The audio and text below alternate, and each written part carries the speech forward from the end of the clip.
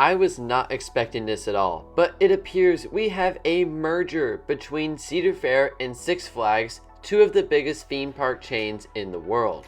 This is a rather shocking development in my opinion, and I'm going to do my best to break it down for you in this video. So all the information in this video comes directly from a press release, which I'll link down in the description.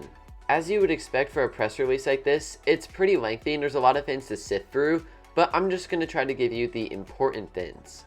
First things first, let's just appreciate the scale of this merger. Six Flags and Cedar Fair both come in with A, a lot of debt, and B, a lot of parks. To quote the press release, it says, "Combined company will benefit from expanded and complementary portfolio of 42 iconic parks and 9 resort properties across 17 states, Canada, and Mexico." End quote. And that shows you right there how big this merger is going to be. We often think about these chains and like, yeah, they're pretty big, and then you put them together and they become a giant in the amusement park industry. With that in mind, I gotta imagine that the reason these companies went through with this merger was because it would be better from a financial perspective. I don't see there being any other reason for them to go through with it. As of November 2nd, 2023, when I'm recording this video, the merger is not complete, but it is expected to close in the first half of 2024.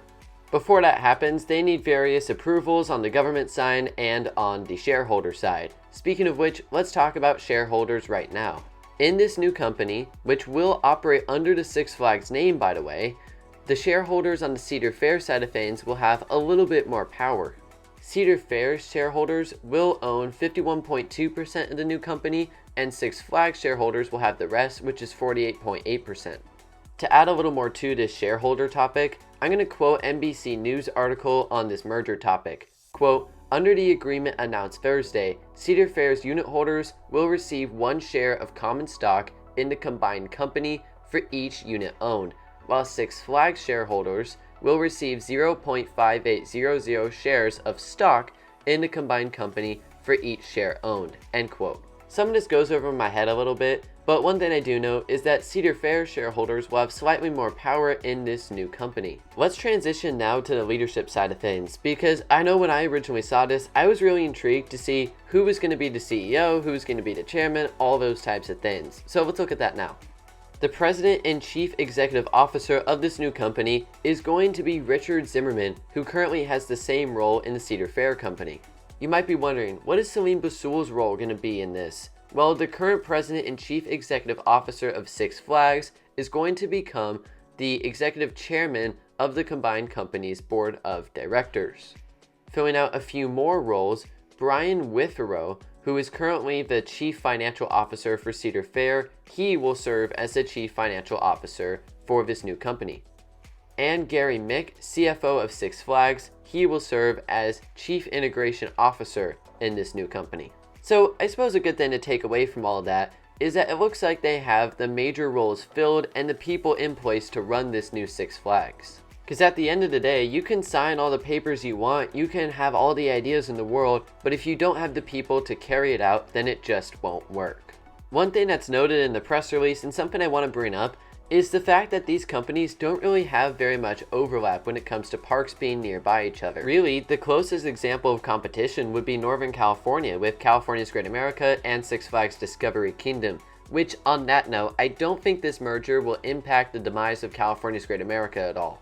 It sucks, but as far as I understand, the land has already been sold, so a merger wouldn't impact that at all. But correct me if I'm wrong in the comment section below. In scenarios where there is a little bit of competition, like we see in Northern California, I'm going to be really interested to see how this new company handles it. Both these parks get a solid addition here and there, but for the most part, they're middle of the pack when it comes to the love that their chains are giving them.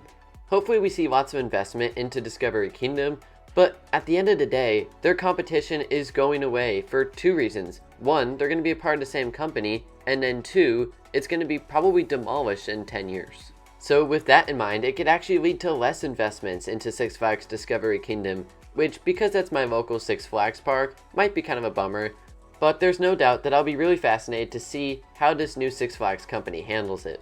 The ultimate question to be asked though with this merger is, will it help these companies financially? And I think there's a big chance that it indeed will. Firstly, let's look at the third quarter attendance that was just released. Cedar Fair reported an attendance of 12.4 million guests in their third quarter, which is a 1% increase from last year. Six Flags' third quarter saw a 16% increase from a year ago, with 9.3 million guests coming through their gates. We have to go back to the pandemic. The pandemic impacted theme parks so much. They lost so much money during that time frame, and they may never really recover. There's probably a case to be made that without the pandemic, we wouldn't be seeing this merger between Six Flags and Cedar Fair.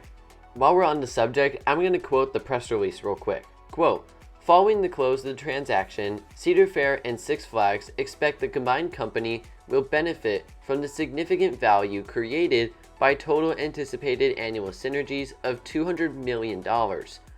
Approximately $120 million of these synergies are expected to be related to identified administrative and operational cost savings, which the companies anticipate realizing within 2 years following the transaction close." End quote. What's the point in all that? They're expecting people to continue to come through their gates, and they're expecting to save a boatload of money with this merger. And I think it makes a lot of sense. One final note before closing, and that would be that the headquarters of this new company are going to be located in Charlotte, North Carolina, and they will also have significant financial and administrative operations in Sandusky, Ohio, which is where Cedar Fair is currently based. With all that being said, let's end with a quote from current CEO of Cedar Fair, Richard Zimmerman. He said, "Our merger with Six Flags will bring together two of North America's iconic amusement park companies to establish a highly diversified footprint and a more robust operating model to enhance park offerings and performance." End quote. Clearly, Richard Zimmerman and the people involved are excited about this merger, but the question is, are you? Let me know down in the comments. And for more breaking news, stay tuned here at Gridiron Coasters, and I'll see you next time.